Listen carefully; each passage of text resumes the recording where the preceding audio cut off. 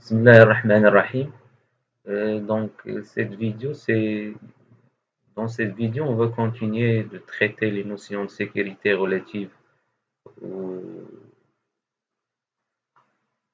relatives, la notion de sécurité relative aux ASP.NET Web Forms. Donc, déjà, on a traité, si vous voulez, le côté utilisateur. Maintenant, on va traiter les rôles, traiter la question des rôles. Donc, les rôles, normalement, c'est des opérations, si vous voulez, qu'un utilisateur peut effectuer dans le site, ou bien c'est l'ensemble des pages ASP.NET que l'utilisateur peut visiter euh, sur le site. Donc, bien sûr, la gestion des rôles, c'est similaire, hein. Donc, on va toujours utiliser l'API Membership. Surtout pour les rôles, on utilise la classe rôle. Euh, Toujours, on utilise la base de données ASP.NET DB.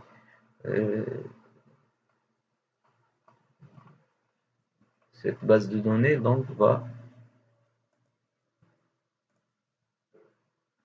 donc les informations des rôles vont être enregistrées aussi dans la base de données ASP.NET DB. Donc bien sûr, on doit y avoir la déclaration du provider aussi pour les rôles et via l'élément role manager dans le fichier web.xml avec enable set true, ça veut dire on active les rôles. La classe responsable, si vous voulez, de gérer les rôles dans l'API Membership, c'est roles. Create role, delete role, add user to role, remove user from role. Moi, donc, ce que je propose, c'est que dans le site exemple, dans notre site exemple, donc on va essayer d'ajouter une petite page. Donc, on va faire les choses d'une manière personnalisée. Une petite page. On va dire c'est la page d'administration des utilisateurs.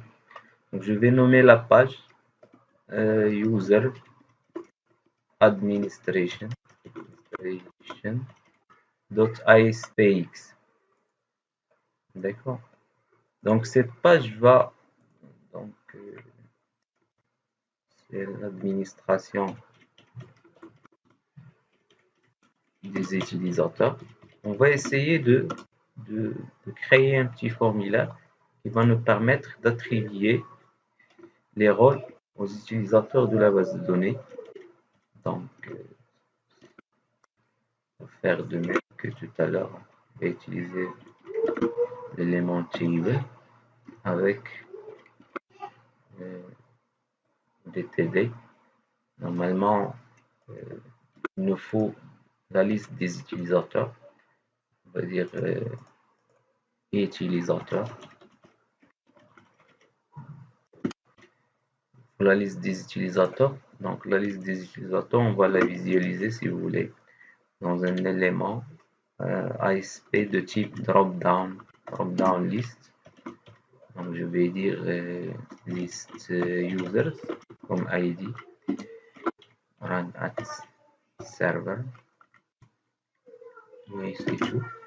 Donc, une deuxième ligne dans laquelle on va mettre une liste des rôles. Donc, ici, c'est les rôles. Donc, je vais appeler ça rôle list. Rôle, cette liste, c'est rôle list. Rôle, bien list roles. Okay. List users, list roles. Avec une ligne, une troisième ligne, dans laquelle je vais mettre, si vous voulez, un petit bouton dans la première cellule. Donc, un élément ASP bouton, un at server, donc avec un ID. Donc, je vais dire bouton validé avec un texte aussi. valider.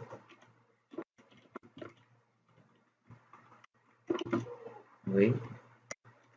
Donc je vais utiliser le même pour la zone. Hein. La zone, voilà.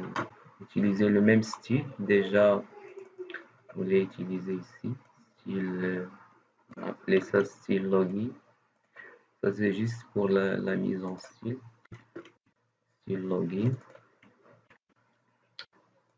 Pas le... Donc aussi, on va essayer, on va y aller sur le design pour ajuster un petit peu les choses. Ça c'est le bouton valider. Ça c'est les listes, donc la liste des utilisateurs et la liste des rôles. La liste des rôles.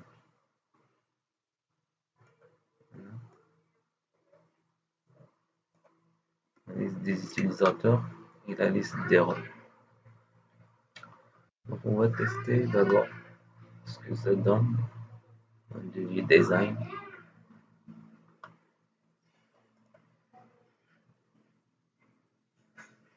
Voilà, donc cette liste va être remplie par les utilisateurs déjà enregistrés dans le système.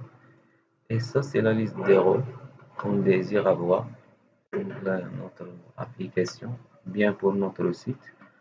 Donc normalement, je peux choisir de remplir les listes dans la méthode, par exemple, dans la méthode de Lloyd, la fonction Lloyd, au démarrage de la page. Donc, je dois récupérer la liste des utilisateurs d'abord. Les utilisateurs, normalement, c'est l'API membership. Donc, c'est system.web.security. Donc, ça, c'est le namespace qu'on va utiliser. Donc, usine.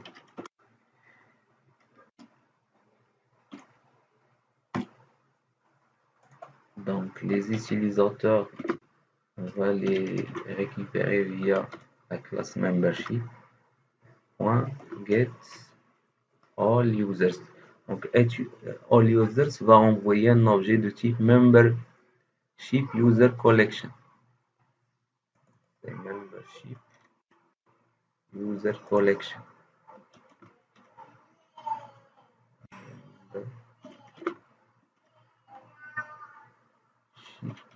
User collection. On va dire users. C'est ça. Les rôles, c'est la classe rôle. Les rôles, c'est la classe rôle. Donc, on va dire rôle dot get all roles. Donc, la méthode, il va renvoyer un tableau de chaîne. Donc, string, c'est de type un tableau de chaîne. Donc, on va le déclarer. C'est les rôles. Voilà. Donc, maintenant, on doit remplir la première liste. Donc, la liste des utilisateurs avec les utilisateurs et la liste des rôles avec les rôles. Donc, normalement, pour chaque, on doit parcourir les collections. Donc, pour chaque utilisateur, normalement, ce sont des objets de type membership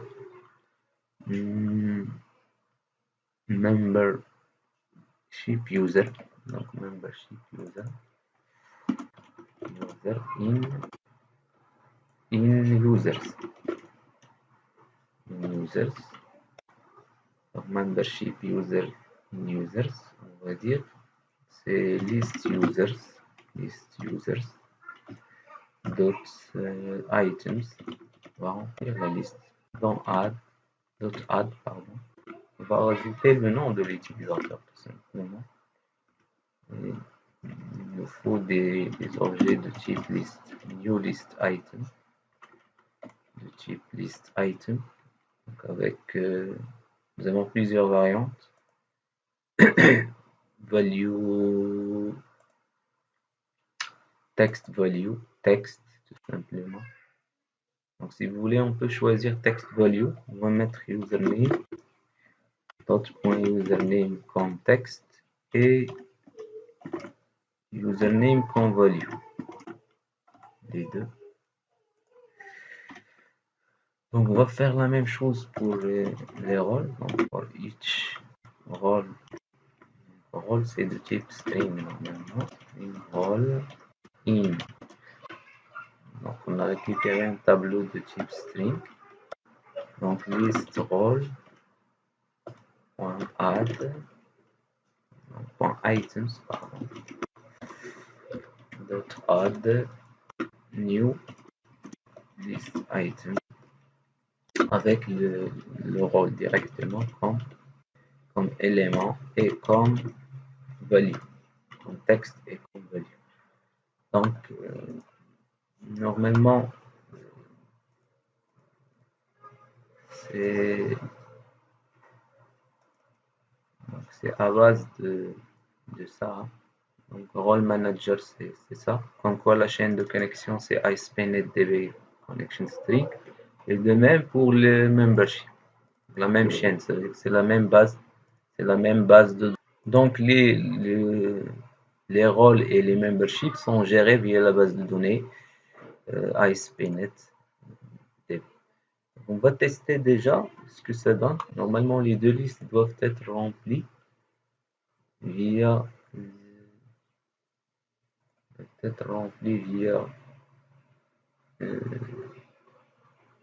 la liste des utilisateurs. Voilà.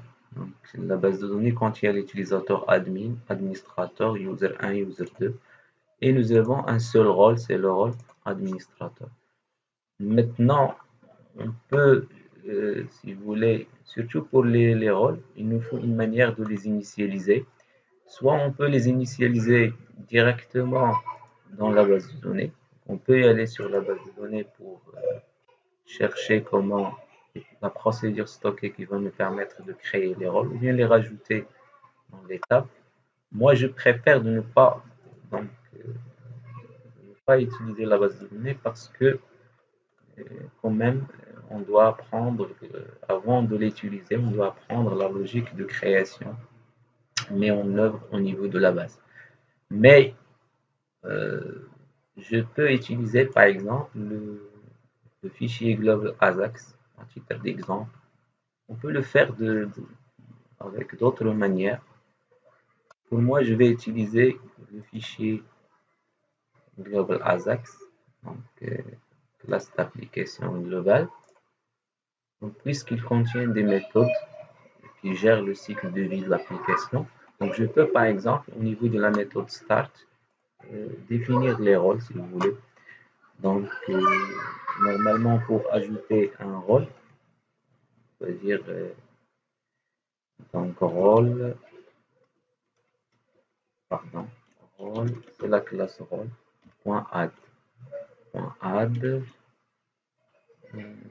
.create, pardon, .create, rôle. Donc, la méthode create prend en paramètre le nom du rôle. Donc, je peux créer les rôles ici. Le rôle, par exemple, administrateur.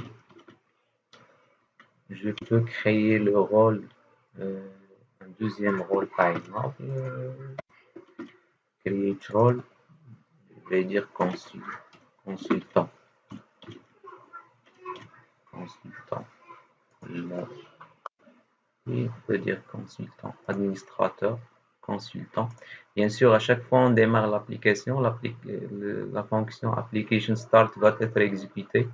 Donc, pour ne pas avoir des problèmes lorsque le rôle est déjà présent au niveau de la base de données, on peut utiliser la méthode de exist, rôle existe. Bien sûr, if, on va dire if not exist, donc if not exist, un rôle administrateur, if not exist, on va le créer. De même pour le rôle consultant, if not exist, if role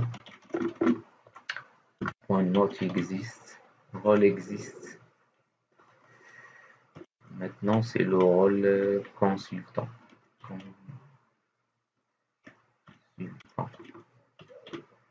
Consultant. Donc, deux rôles.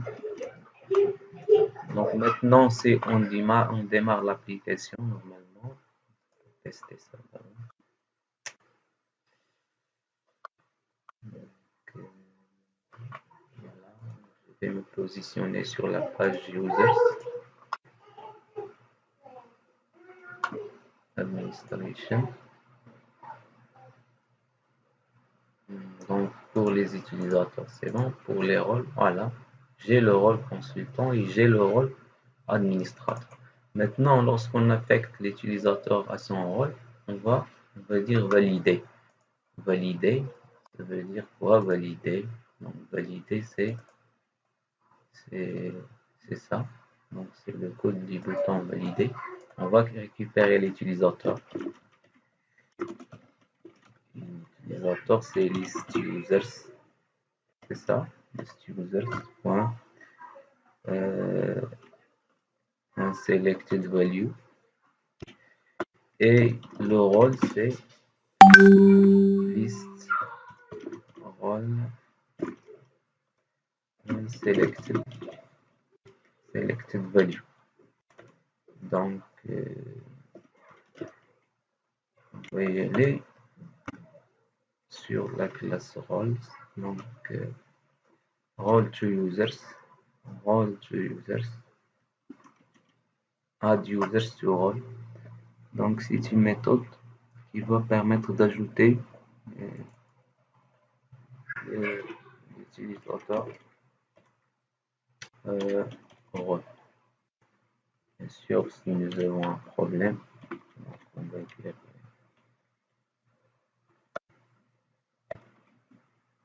on ne peut pas tout contrôler.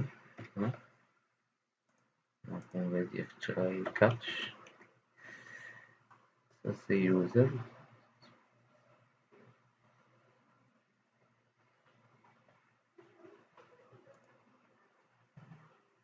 Add user to role.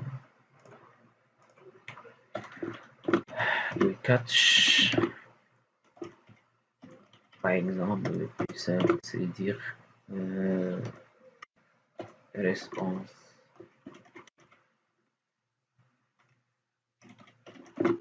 dot write. Donc on va écrire le texte de l'expression dans la page. Voilà. Donc on peut, si vous voulez,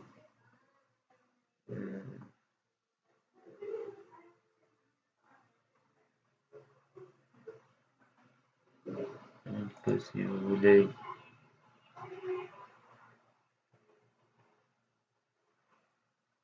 donner le rôle administrateur admin. Voilà. L'admin est déjà dans le rôle administrateur. Donc je peux donner, on a oublié de mettre un clear.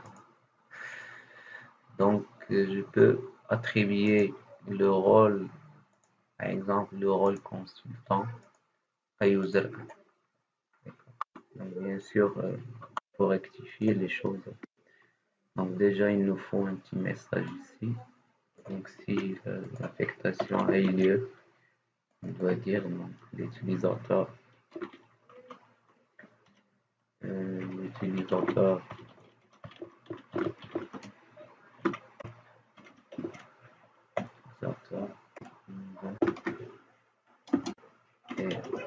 a été affecté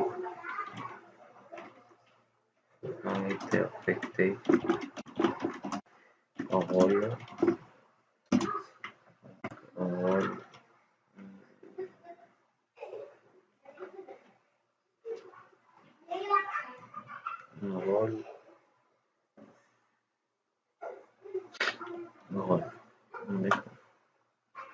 Donc sinon il faut déjà On a oublié de mettre un clear sur les listes.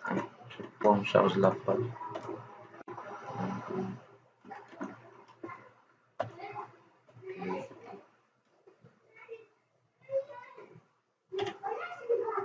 Charger. Donc list users.items.clear et list role.items.clear. On n'est pas.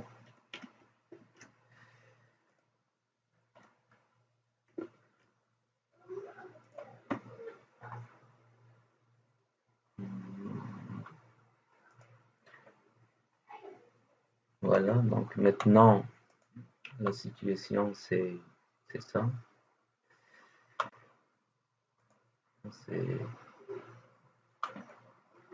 Donc déjà ici le message n'est pas clair, on va dire x.message ici. Donc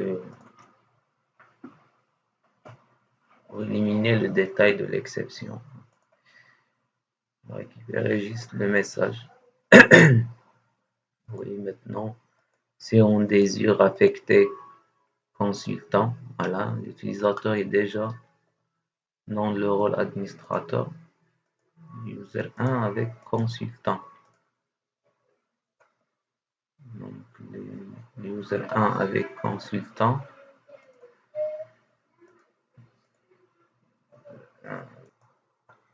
Donc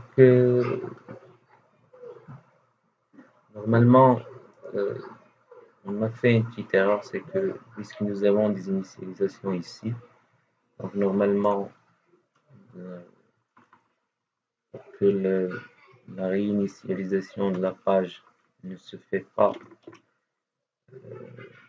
lorsqu'on redemande la page après, donc on va dire if not is postback. Ça veut dire ça va être fait juste pour le premier chargement, donc, ou bien au moment du premier chargement de la page. Donc c'est ça. Pour ne pas réinitialiser les choses. Donc aussi, on va dire donc nous avons user 1 avec bien user 2 par exemple avec consultant. Alors donc l'utilisateur 2 a été affecté au rôle consultant. Donc user 1 par exemple avec consultant, il est déjà fait, je pense. Voilà, il est déjà dans le rôle consultant. À la limite, on peut visualiser aussi la liste des utilisateurs avec leur rôle dans un deuxième tableau. Mais l'idée c'est ça, l'idée c'est que c'est pour qu'on affecte un utilisateur à un rôle, on va utiliser add user to role. Maintenant, on passe à la gestion de la sécurité des sites via les rôles. Donc on va désigner les pages qui vont être visualisées par les utilisateurs anonymes, quel que soit l'utilisateur. On va aussi désigner les pages à afficher par les consultants. On va désigner, bien préciser les pages consultées par les administrateurs. Donc pour faire ceci, donc normalement la liste des pages est là. Donc nous avons l'ensemble de pages. Donc nous avons une liste de pages. Donc on va dire la page Authenticate, c'est une page que tout le monde peut afficher. La page Manage Student, on va dire c'est une page pour les consultants. New Student, c'est une page pour le rôle consultant. L'administration des utilisateurs, c'est une page qu'on va dédier à l'administrateur. Donc pour les pages qu'on désire sécuriser, on rajoute tout simplement des dossiers. Le principe c'est simple, on va dire le dossier 0. Ça c'est pour l'administrateur, donc les pages administrateurs. On va rajouter un autre dossier, on va dire le dossier 1. Donc, les pages administrateurs, on va les glisser et déplacer vers le dossier 0. Voilà. Les pages consultants, avec le rôle consultant, manage student et new student. On va les déplacer vers le rôle consultant.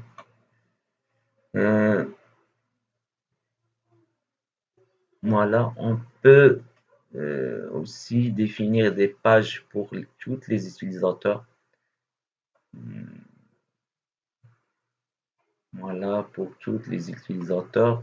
Donc, on va laisser ça pour le moment. On va le tarder un petit peu. Donc, pour que le dossier 0 sera restreint à un accès administrateur. Donc, déjà, on a déplacé les pages concernées par le rôle administrateur vers le dossier administrateur. Ça, c'est la première étape. La deuxième étape, c'est définir les règles d'accès. On peut les définir directement dans le fichier web.xml, mais pratiquement, ce qu'on fait, c'est que dans le dossier, on peut créer un petit fichier, un autre fichier. On peut créer un fichier web.xml qui correspond, qu'on va mettre dedans, hein, un petit fichier web.config qu'on va mettre dans le fichier, dans le dossier 0, qui va préciser la règle d'accès qu'on désire. Donc, au niveau de chaque dossier, on va mettre un petit fichier web.config qui va définir les règles d'accès à ce dossier. Donc, je vais copier le fichier web.xml, je vais le coller ici. Donc, on n'a pas besoin de tout ça. C'est un petit fichier. Donc, c'est pas un vrai fichier web.xml. D'ailleurs, on peut faire ceci dans le fichier de l'application, le fichier web.xml de l'application. Donc, ce qui importe ici, c'est des petites configurations relatives à ce dossier. Voilà. Donc,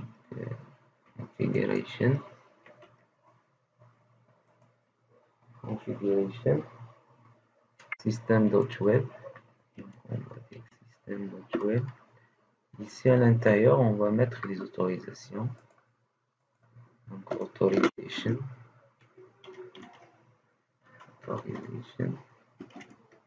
Voilà. Là, pour le dossier 0, on va dire c'est un dossier qui va être accessible par les administrateurs. Donc, on va dire. Donc, on peut spécifier un utilisateur, une utilisateur. On peut spécifier les rôles.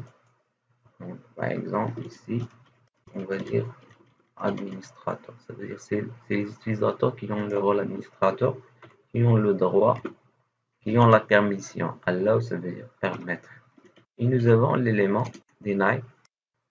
Donc, deny, dans ce cas, on va dire deny à tous les autres utilisateurs. Sauf, on va juste tous les autres utilisateurs vont être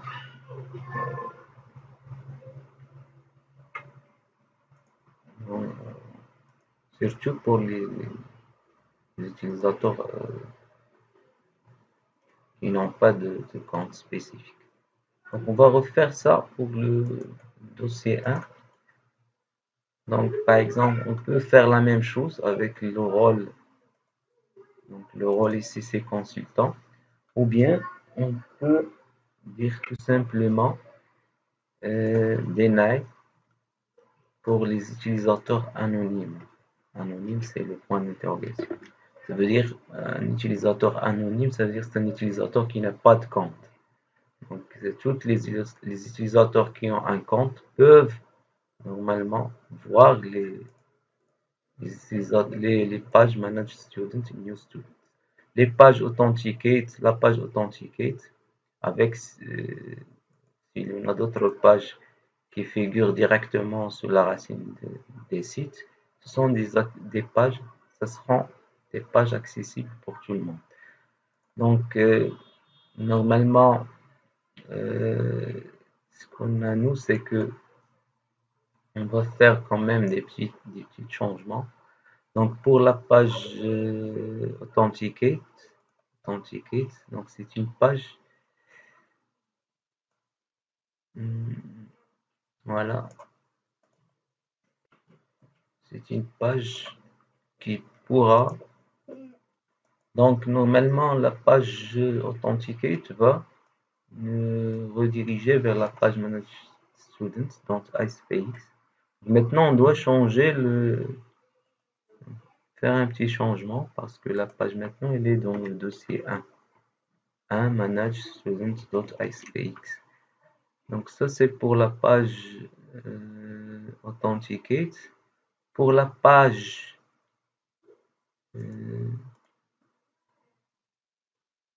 administrate user, donc on va mettre un accès au niveau de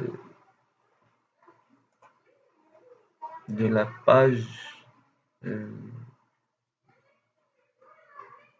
on va dire la page manage student. Au niveau de la page manage student, ça c'est une page qui pourra nous rediriger vers la page New Student. Donc je vais mettre un petit lien juste pour le test. Je vais le mettre tout en haut de la page Manage Student. Un petit div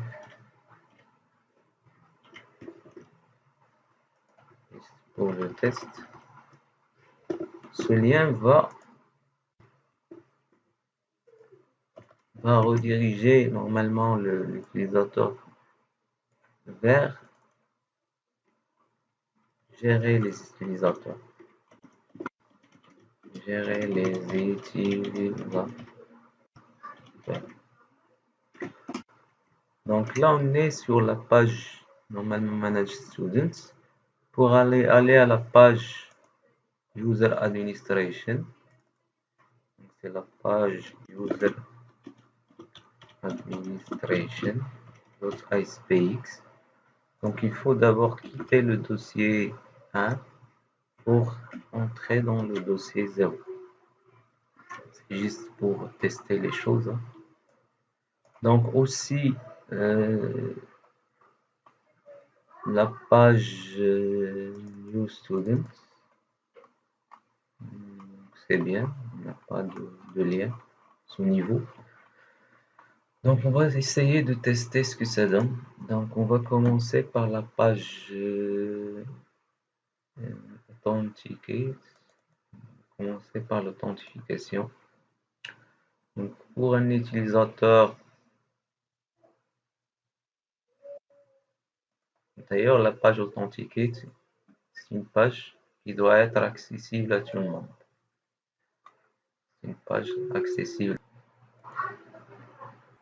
Donc pour l'utilisateur 3, pour une connexion avec l'utilisateur 3, donc l'utilisateur 3 normalement c'est un utilisateur qui n'a pas de rôle spécifique. Lorsqu'on désire consulter la page administration, donc il nous redirige vers login.icepx. Comme quoi c'est par défaut, c'est un comportement par défaut. Normalement, si on fait une reconnexion avec un administrateur, un utilisateur administrateur, admin, donc normalement admin est là le rôle administrateur,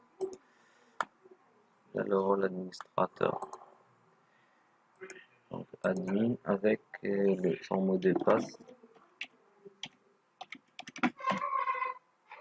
normalement, voilà. Voilà, c'est admin. Bien sûr, maintenant, si on fait gérer, voilà, nous avons la page user administration. Donc, ça veut dire l'utilisateur admin, il peut gérer les utilisateurs, il peut affecter les rôles aux utilisateurs. Donc, généralement, c'est très simple. Donc, l'idée, c'est ça, pour résumer ce que nous avons déjà cité auparavant. Donc, déjà, donc, il faut, ce qu'on a fait, nous, sur cet exemple. Donc, on a créé les rôles dans la page Global ASAX. On a créé quelques rôles. C'est un choix qu'on a fait.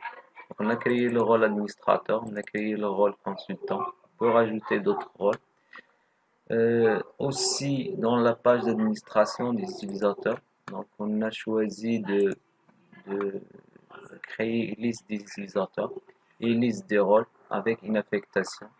Donc là, normalement, le code de la fonction du bouton valider, c'est que on récupère le rôle sélectionné, l'utilisateur sélectionné, on utilise add users to role. Avant, on les remplisse avec les méthodes getRoles, getUsers, l'API membership, on remplit les listes.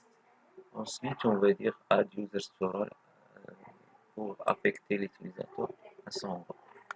Donc ensuite, il faut lister, créer des répertoires pour gérer les droits d'accès. Normalement, on crée un répertoire par rôle. Nous, on a créé le répertoire 0 pour les administrateurs. Et le répertoire 1, normalement, on a créé ce répertoire pour les utilisateurs connectés. Donc, pour les utilisateurs connectés. Donc, si on fait, on affiche le web.config des dossiers 0, donc allow roles administrator, ça veut dire on autorise l'accès à l'administrateur et on interdit l'accès à tous les autres utilisateurs. Étoile, c'est tous les autres utilisateurs. Donc le dossier 1, on interdit l'accès aux utilisateurs anonymes. Deny users, point d'interrogation.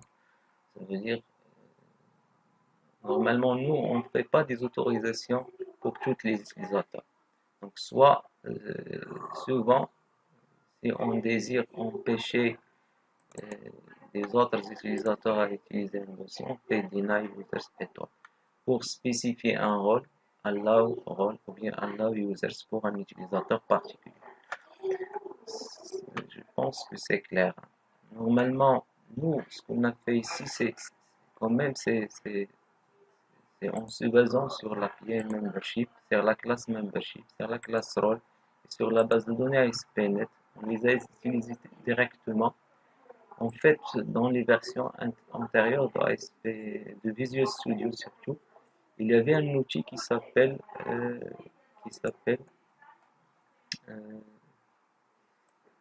c'est l'outil d'administration. C'est un outil d'administration, voilà, c'est un outil de configuration site web qui s'appelle outil d'administration de site web. C'est un outil d'administration de site web. Donc cet outil n'est plus disponible pour les versions 2015, 2017, 2019 en tant qu'extension Visual Studio. Mais il est toujours là, on peut l'utiliser d'ailleurs. C'est une petite application qui se trouve dans le dossier WebAdmin, ASP.NET WebAdmin Files des Microsoft.NET. Donc vous pouvez y aller sur le dossier Microsoft Windows, Microsoft.NET, Microsoft.NET. Voilà. ASP.NET Web Admin File. C'est une application. En fait, l'outil d'administration, c'est une application web qui permet d'administrer les utilisateurs et les rôles d'une application. Donc, son utilisation, c'est aussi spécifique. Donc, on doit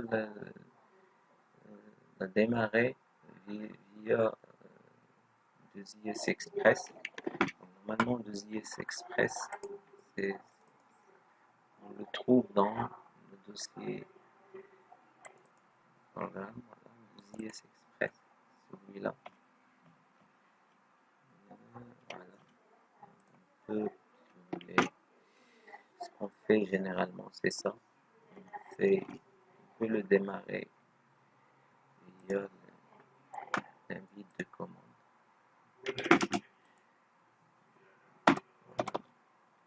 Donc la commande qu'on utilise pour démarrer une application via de ZS Express à partir de l'invite de commande, c'est ça. Donc voilà. Ça c'est le chemin de l'application. Nous avons dit que le chemin c'est ça. Avec l'IRL, c'est WebAdmin sur le port. Ici c'est le port 56451. Ainsi de suite. On peut démarrer le ZS Express.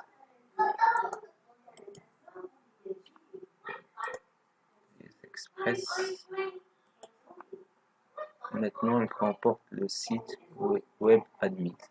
Donc, pour gérer la sécurité via l'outil WebAdmin, on doit spécifier l'IRL, normalement. L'IRL est déjà enregistré quelque part. Voilà. Donc, on utilise un truc comme ceci.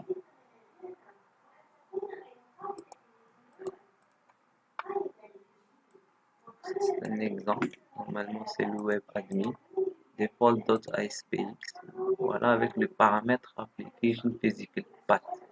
Et on spécifie le chemin de l'application. Le chemin de l'application, de notre application, c'est site webforms, site webforms, webforms.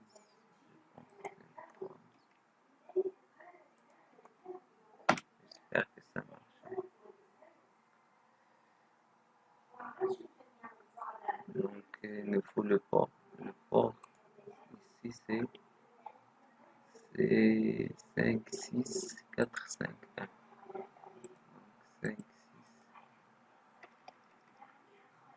5, 6, 7, 4.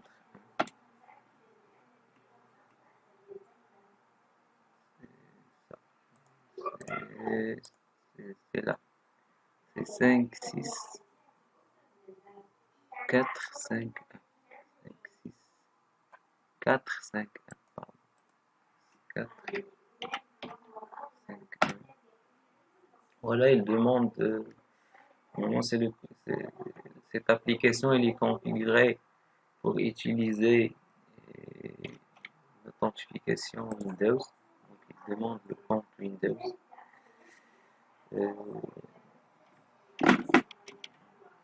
Compte Windows. On peut modifier ça, ce comportement au niveau de fichier web.config de l'application d'administration de cette application. C'est-à-dire, on doit y aller sur le chemin. Voilà. Si vous voulez, je peux vous montrer ça rapidement. Ça, c'est l'application. Ici, nous avons le fichier web.config. Voilà. Le mode d'authentification, c'est Windows. Vous voyez, c'est Windows. On peut le changer, on peut dire none, ça veut dire on peut le supprimer carrément. Pour que l'application ne demande pas de compte au moment de son démarrage. Donc maintenant, on peut y aller sur la sécurité. Donc la sécurité, gérer les utilisateurs, gérer les rôles, gérer les règles d'accès ou les droits d'accès. Déjà, nous avons des utilisateurs 4. Donc 4 utilisateurs. Gérer les utilisateurs par exemple. Voilà, nous avons l'admin, user 2, user 3. On peut leur affecter des rôles. On peut gérer les rôles, gérer les rôles ici. Donc déjà nous avons le rôle administrateur, le rôle consultant, vous voyez, les rôles de tout à l'heure apparaissent ici. Pour rajouter un autre rôle ici. Et nous avons, on peut gérer aussi les règles d'accès, gérer ou bien créer des règles d'accès, gérer les règles d'accès. Donc si on va sur le dossier, voilà, c'est déjà ce qu'on a fait. On a autorisé les administrateurs et on a refusé à tout le monde. Refusé. Donc, l'outil va écrire ça dans les fichiers web.config. Il suffit de faire ceci au niveau de l'outil. Voilà, refusé pour les utilisateurs anonymes. Vous voyez, deny est point d'interrogation. Donc, j'espère que vous pouvez vous familiariser avec ça. Donc, et bonne chance.